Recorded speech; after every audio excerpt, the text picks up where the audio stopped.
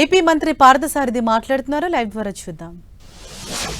ఎస్ఐని నీచంగా అవమానం చేస్తారు ప్రజల మధ్యలో. ఇంకొకరు సొంత చెల్లి అయినా కూడా అసభ్యంగా మాట్లాడి మహిళా లోకానికే అవమానం చేసేటట్టు చేస్తారు. అయినా కూడా నాయకుడి దగ్గర నుంచి స్పందన ఏ ఉండదని చెప్పేసి మనం చేస్తాను. ఇంకొకళ్ళు మహిళా హోంమంత్రిని నాయకులు ఏదో కార్యకర్త రోడ్డు మీద ఏదో మాట్లాడంటే ఒకటి, నాయకుడు మంత్రిగా చేసిన వ్యక్తులు ఆ స్థాయి వ్యక్తులు కూడా ఒక మహిళా హోమ్ మినిస్టర్ని ఇష్టం వచ్చేట్టు మాట్లాడతారు. మనందరం కూడా గౌరవించుకోవాల్సిన పదవి ముఖ్యమంత్రి పదవి. ఆ ముఖ్యమంత్రి స్థానంలో ఎవరున్నా కూడా ఆ స్థానానికి మనందరం కూడా గౌరవించాలి, ఏ పార్టీ అయినా సరే. ముఖ్యమంత్రి గారిని ఇష్టం వచ్చినట్టు బూతులతో తిడతారు. దళిత వాడల్లో ఇళ్లలోకి చొరబడి మహిళల్ని కించపరిచి మహిళలు బట్టలు చించే స్థాయికి దిగజారుతారు.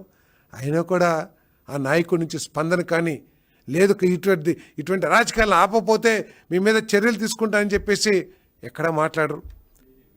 మరి ఘోరంగా చీకొట్టినా కూడా ప్రజలు ఇంకా బుద్ధి రాకపోతే ఏంటో ఒకసారి ఆలోచించాలని చెప్పేసి మనం చేస్తాం.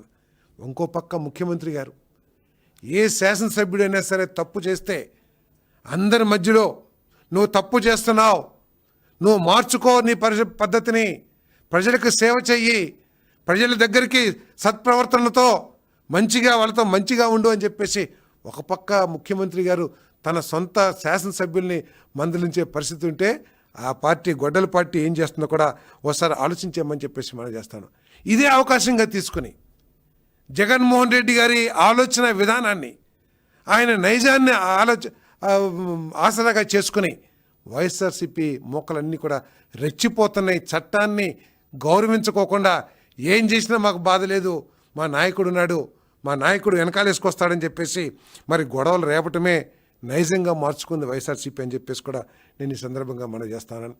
అంతేకాదు ఎక్కడన్నా తప్పు పని చేస్తే సిగ్గుపడతారు. తప్పు చేసి ప్రజల్లోకి వెళ్ళాలంటే కొడతారని తలదించుకుని వెళ్తారు. మహిళలు బట్టలు చించిన, మహిళల్ని నీచంగా అవమానించిన అదొక మెడల్గా భావించి వాళ్ళంతా కూడా పెట్టరేగిపోతున్నారు ఈ సమాజాన్ని పాడు చేయటానికి అని చెప్పేసి కూడా నేను సందర్భంగా తెలియజేస్తా ఉన్నాను. మరి అంతేకాదు వాళ్ళేమో దౌర్జన్యాలు చేస్తారు, కిడ్నాపులు చేస్తారు, లేకపోతే అరాచక శక్తుల్ని పెంచి పోషిస్తారు, గంజాయి బ్యాచ్ల్ని లేకపోతే క్రిమినలైజేషన్ చేస్తూ ఉంటారు.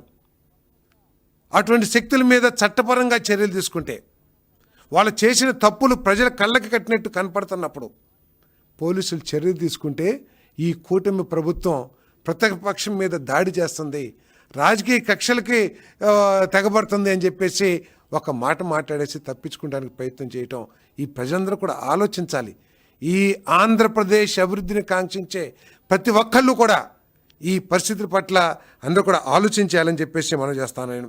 మనం చూసాం గత 5 సంవత్సరాల్లో నా ఎస్సీ, నా బీసీ, నా ఎస్టీ అని చెప్పేసి పెడబొబ్బలు పెట్టిన జగన్మోహన్ రెడ్డి గారు, నేను అడుగుతూ ఉన్నాను, ఒక దళిత మహిళకి అవమానం జరిగితే బట్టలు చించి అవమానం చేస్తే మీ శాసనసభ్యుని కనీసం మందలించుకోకుండా మరి ఎందుకు నువ్వు మౌనం వహిస్తున్నావని చెప్పేసి అడుగుతా ఉన్నాను.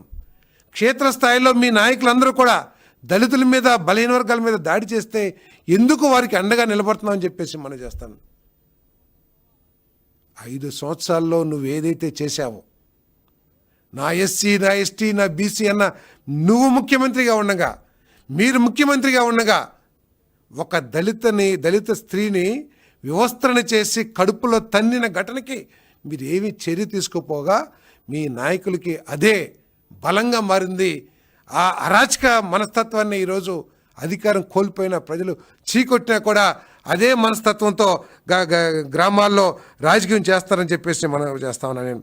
మరి మీరు వెనక వేసుకురావటం మూలంగానే మీరు ఈ 2 సంవత్సరాల్లో చేసిన ఘనకార్యాలు ఏంటంటే ప్రజల కోసం మీరేం పోరాడలా, లేదా ఈ రాష్ట్రంలో జరుగుతున్న అభివృద్ధికి మీరేమి తోడ్పడలా, లేదా ఈ రాష్ట్రాన్ని అభివృద్ధి చేయడానికి మీ ఎంపీల ద్వారా కానీ మీ నాయకుల ద్వారా కానీ కేంద్ర ప్రభుత్వం మీదో లేకపోతే ప్రజా పోరాటాల ద్వారానో ప్రయత్నం చేయలే. మీరు చేసిందల్లా అరాచకాలు సృష్టిస్తానికి, ఈ దౌర్జన్యకండ సమాజాన్ని చీల్చివేయడానికి కులం పేరు మీద మతం పేరు మీద ప్రయత్నం చేశారు తప్పితే వేరే చేయలేదని చెప్పేసి కూడా నేను ఈ సందర్భంగా నేను మనవి చేస్తాను. మరి మీరు మీ సహకారం మూలంగానే వీళ్ళంతా కూడా ఆ విధంగా చేస్తున్నారని చెప్పేసి కూడా నేను మనవి చేస్తా ఉన్నాను. మరి ఇటువంటి రాజ్యాంగ వ్యతిరేక శక్తుల్ని, చట్ట వ్యతిరేక శక్తుల్ని ఎంత గొప్పవారైనా సరే, ఎంత పెద్దవారైనా సరే, తన పార్టీ వారైనా సరే, ముఖ్యమంత్రి చంద్రబాబు నాయుడు గారు, కూటమి పార్టీ నాయకులు పవన్ కళ్యాణ్ గారు కానీ, మోడీ గారు కానీ ఎట్టి పరిస్థితుల్లో సహించరు. అటువంటి వాళ్ళు ఏ స్థాయిలో ఉన్నా సరే వాళ్ళ మీద చట్టపరంగా చర్యలు తీసుకుంటారని చెప్పేసి నేను ఈ సందర్భంగా నేను మనవి చేస్తా ఉన్నాను. మీరు మందలించాల్సిన మీరు మళ్ళీ ఏదో యాత్రలు చేసి వాళ్ళని సపోర్ట్ చేస్తున్నట్టు మాట్లాడితే ఎటువంటి పరిస్థితులు మరి ఈ రాష్ట్రంలో కలుగుతాయి కూడా ఒకసారి ఆలోచించాలని చెప్పేసి మనం చేస్తాను. ప్రజలందరూ కూడా ఒక్కసారి చూడండి.